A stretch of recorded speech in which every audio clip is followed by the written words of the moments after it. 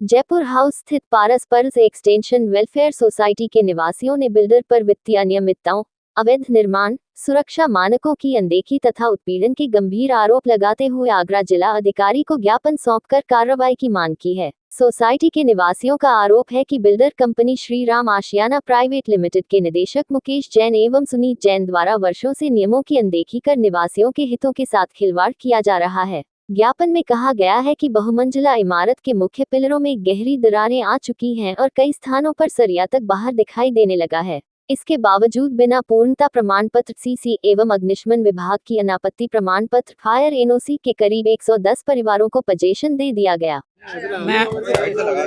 मैं विकास गर्ग, मैं पारस पर्ल्स में 101 में रहता हूँ। पिछले 8 वर्ष से रह रहा हूँ। अभी तक हमारी बिल्डिंग के अंदर किसी भी चीज़ का कंप्लीशन सर्टिफिकेट नहीं है। फायर की एनओसी अभी तक हमें नहीं मिली। एडीए का कंप्लीशन सर्टिफिकेट अभी तक नहीं मिला। बिल्डर साहब ने जिस समय हमें बिल्डिंग फ्लैट बेचा था उस समय 65,000 चार्ज किए गए थे जनरेटर और इलेक्ट्रिसिटी के ब्याह पर, जिसके अंतर्गत अभी तक हमें जनरेटर नहीं मिला और इलेक्ट्रिसिटी भी वो महंगी बेचते हैं, जो कि टोरेंट उन्हें सस्ती बेचता है और वो हमें प्रीपेड के फॉर्म में महंगी बेचते हैं। जबकि यूपी गवर्नमेंट का नियम आ गया है कि आप पहले बिजली का बिल महीने के बाद देंगे, लेकिन ये तो बिजली का बिल हमसे पहले ही एडवांस फॉर्म में ले लेते हैं। मेंटेनेंस के नाम से हमसे ₹1.5 स्क्वायर फीट लिया जाता है। वो भी मेंटेनेंस का पैसा कुछ नहीं, ना बिल्डिंग में लगता है ना कुछ होता है। ना बिल्डिंग पे पिछले 9 साल से पेंट हुआ है।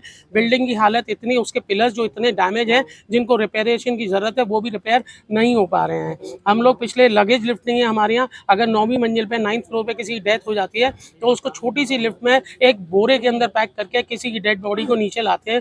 पिछले हमारी पूरी सोसाइटी बहुत परेशान है। हम 150 फ्लैट वाले इतने परेशान, तब जाके हार के हम पहले 3 बार कंप्लेन कर चुके, लेकिन तब कोई निस्तारण नहीं निकला। तब जाके अभी हम डीएम सर के आए हैं।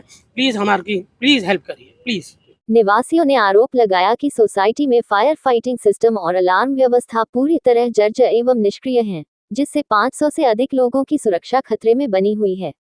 इसके अलावा फ्लैट खरीदते समय प्रत्येक निवासी से आईएफएमएस सिंकिंग फंड के नाम पर 20 रुपए प्रति वर्ग फुट की दर से राशि ली गई, लेकिन आज तक उस फंड का कोई आधिकारिक बैंक खाता या विवरण सार्वजनिक नहीं किया गया। ज्ञापन में ये भी कहा गया है कि नया जनरेटर लगाने के नाम पर प्रत्येक फ्लैट धारक से 30 रुपए हजार की अतिरिक्त वसूली की गई, लेकिन वर्षों बाद भी नया जनरेटर नहीं लगाया गया। वहीं निवासियों से हर माह मेंटेनेंस शुल्क लेने के बावजूद पिछले 8 वर्षों में भवन की पेंटिंग और आवश्यक रखरखाव कार्य नहीं कराए गए। सोसाइटी के लोगों ने बिल्डर पर स्वीकृत मानचित्र के विपरीत मुख्य सड़क की ओर 3 अवैध दुकानें बनाने तथा कॉमन एरिया पर कब्जा कर उसे फ्लैट में शामिल कर बेचने का भी आरोप लगाया। उनका कहना है कि इससे आपातकालीन स्थिति में फायर ब्रिगेड एवं अन्य राहत वाहनों के आवागमन का रास्ता संकरा हो गया है। निवासियों ने ये भी आरोप लगाया कि उन्हें टोरेंट पावर से सीधे बिजली कनेक्शन लेने से रोका जा रहा है और बिल्डर स्वयं ऊंची दरों पर बिजली आपूर्ति कर आर्थिक लाभ कमा रहा है। विरोध करने वाले निवासियों को निजी सुरक्षा कर्मियों के माध्यम से डराने धमकाने,